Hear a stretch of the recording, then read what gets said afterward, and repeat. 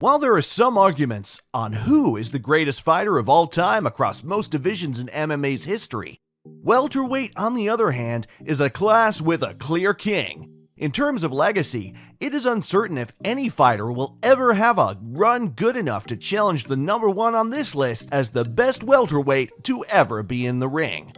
Without wasting much time, let's get into showing the top 10 UFC welterweight of all time. Number 10. Rory McDonald. There was a time Rory McDonald looked like the future of the welterweight division. Instead, he was a top-class fighter who came short in his biggest moments. That being said, he put up incredible performances on nights he fought with Robbie Lawler and Carlos Condit. In fact, in his most prominent defeats, his efforts got praises ranging from Fight of the Night to Fight of the Year to Fight of the Decade. He eventually captured a title at Welterweight 2018, defeating Douglas Lima, the champion then. It's easy to forget that this awesome fighter is still just 30 years old and may still add to his resume in the coming years. Number 9. Damian Maya. He might conceivably be the topmost submission grappler in UFC history. Maya remade himself at 170 pounds in 2012 after a failed stint at the UFC middleweight title. The defeats he got only came against the division's super elite. Maya also had a 7-fight win streak, including victories over Neil Magny, Carlos Condit, Gunnar Nelson, Matt Brown, and Jorge Masvidal. The timeless Maya was no way out of a fight thanks to his intimidating capability to make his opponent tap out. Maya's fighting style is built around his astonishing abilities on the ground. The ground is where he dominates his opponents. He has been called the best ground fighter in the UFC in multiple events. He uses single and double leg takedowns to advance to a dominant position and then proceeds to soften his opponent up with ground and pound, while patiently waiting for an opening for a submission. To date, he has never been submitted in an MMA bout. Number 8. Nick Diaz. The careers of the Diaz brothers will be remembered not for their win or loss record, but for their unique charisma and fighting style. That being said, Nick's 26-9 record should not be disregarded. After a 6-4 run his first time through the UFC, Nick really hit his stride in Strikeforce and Elite XC. After a good spell at lightweight, he returned to welterweight and Elite XC and did an 11-fight unbeaten streak. During that impressive run, he became the first Strikeforce welterweight champion and successfully defended the championship 3 times. His final win came when Diaz defeated BJ Penn in his return to the UFC octagon. Diaz demonstrated a rare boxing style in the ring. He made use of volume punching without adding full power and only occasionally added in hard punches. CompuStrike, which tabulates statistics from MMA fights, has shown Diaz trying 181 strikes in one round, making it the most strikes thrown in any round that CompuStrike has recorded. Number 7. Carlos Condit.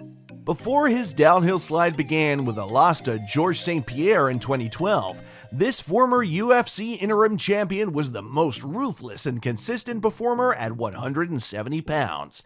His nickname, the Natural Born Killer, impeccably fit his violent style, as he was 13-1 across a 6-year span of his prime, while fighting in Pancrase, WEC, and UFC. He won over the likes of Rory McDonald, Jake Ellenberger, Dan Hardy, and Nick Diaz helped establish him as one of the best in division history.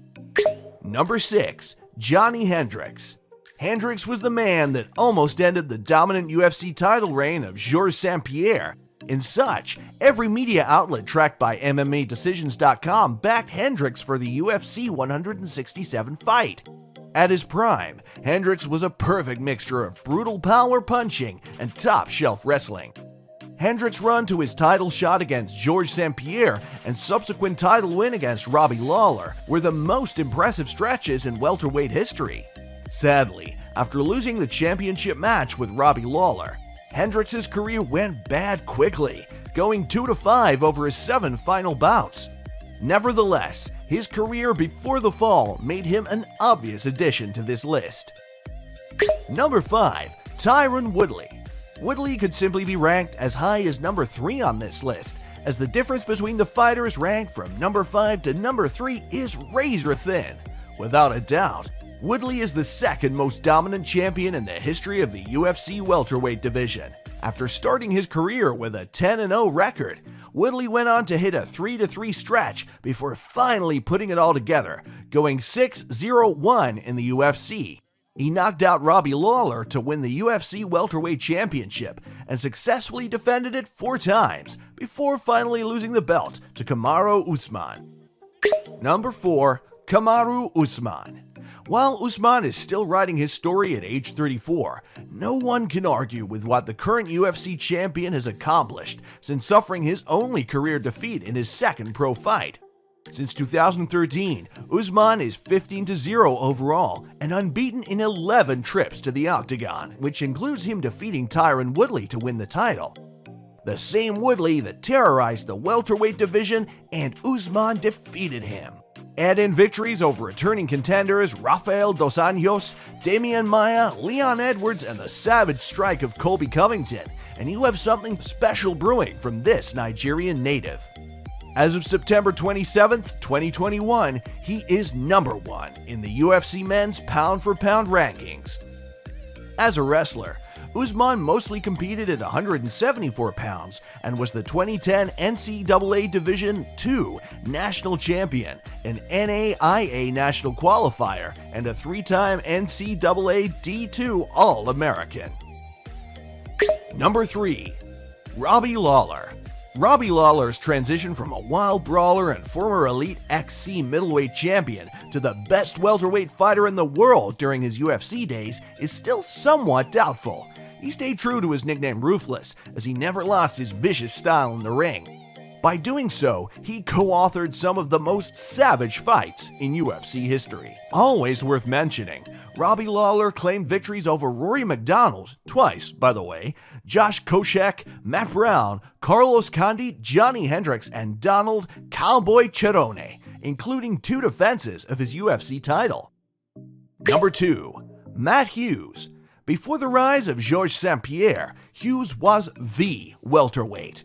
Between 2000 and 2001, Hughes fought 19 times and never twice in the same night.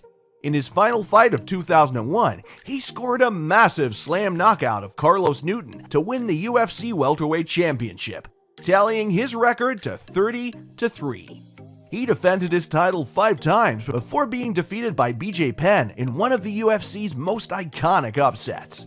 After that, Hughes got 5 straight wins and then recaptured the vacant title with a win over Sampier, defeating his nemesis Frank Trigg and avenging his loss to BJ Penn before Georges Sampier won the rematch and became the new standard bearer for welterweight. Hughes was also successful in maintaining 2 separate winning streaks, winning 6 opponents one after another.